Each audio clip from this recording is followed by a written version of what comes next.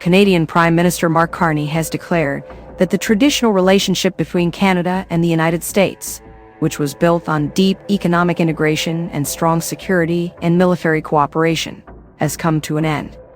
Speaking to reporters in Ottawa following a cabinet meeting, Carney emphasized the need for Canadians to fundamentally rethink their economy in response to U.S. President Donald Trump's tariffs. Carney announced that Canada would implement retaliatory tariffs designed to have a significant impact on the United States.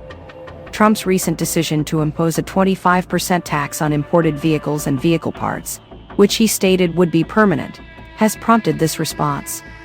Carney, leader of the Liberal Party, referred to the original Canada-U.S. automotive products agreement signed in 1965 as the most significant deal of his lifetime, noting that it is now effectively nullified by these tariffs.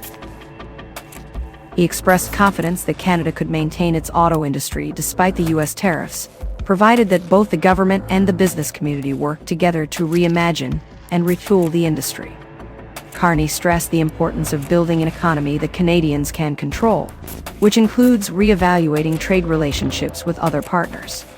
The future strength of Canada's trading relationship with the United States remains uncertain, he added. In light of these developments, Carney has adjusted his campaign plans ahead of next month's general election to address the new import duties. The U.S. has already imposed a blanket 25% tariff on Canadian goods, along with a 25% duty on all aluminum and steel imports. In retaliation, Canada has imposed approximately 60 billion Canadian dollars, equivalent to 42 billion US dollars, or 32 billion British pounds, in tariffs on U.S. goods. The new car tariffs are set to take effect on April 2, with charges on businesses importing vehicles starting the following day, according to the White House. Taxes on parts are scheduled to begin in May or later. Early on Thursday morning, Trump warned Canada and the European Union against collaborating against the U.S. in this trade war, threatening larger-scale tariffs if they do.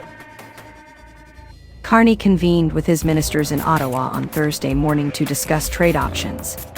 He had initially planned to campaign in Quebec, but shifted his focus due to these developments. During his press conference, Carney mentioned that President Trump had reached out to schedule a call, which is expected to occur in the coming days. If it takes place, this would be their first conversation. Pierre Poilievre, leader of the Conservative Party and main opposition figure, criticized the tariffs as unjustified and unprovoked. The New Democratic Party, NDP, a left-wing party that previously supported the minority Liberal government of former Prime Minister Justin Trudeau, also altered its campaign plans on Thursday.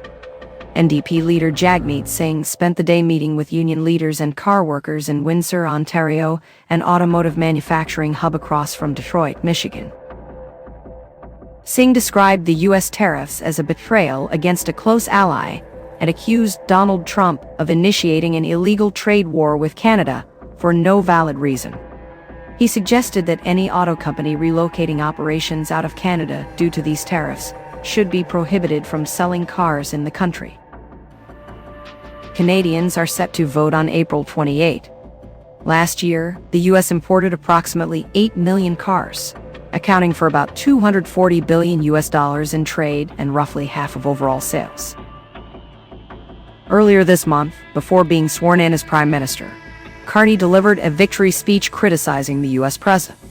He remarked that anyone who idolizes Donald Trump would kneel before him rather than stand up against him, taking aim at his main rival, Poilievre. Mexico stands as the top supplier of cars to the U.S., followed by South Korea, Japan, Canada, and Germany. Mexican President Claudia Sheinbaum declined to comment directly on the new auto tariffs during a Thursday morning news conference. She pledged that her government would always defend Mexico and work to maintain job creation while protecting Mexican companies affected by import taxes.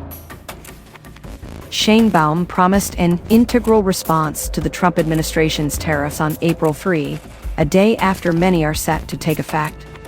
She has repeatedly emphasized that many U.S. car companies operate in both Mexico and Canada under a North American Free Trade Agreement negotiated by Trump during his first term in office.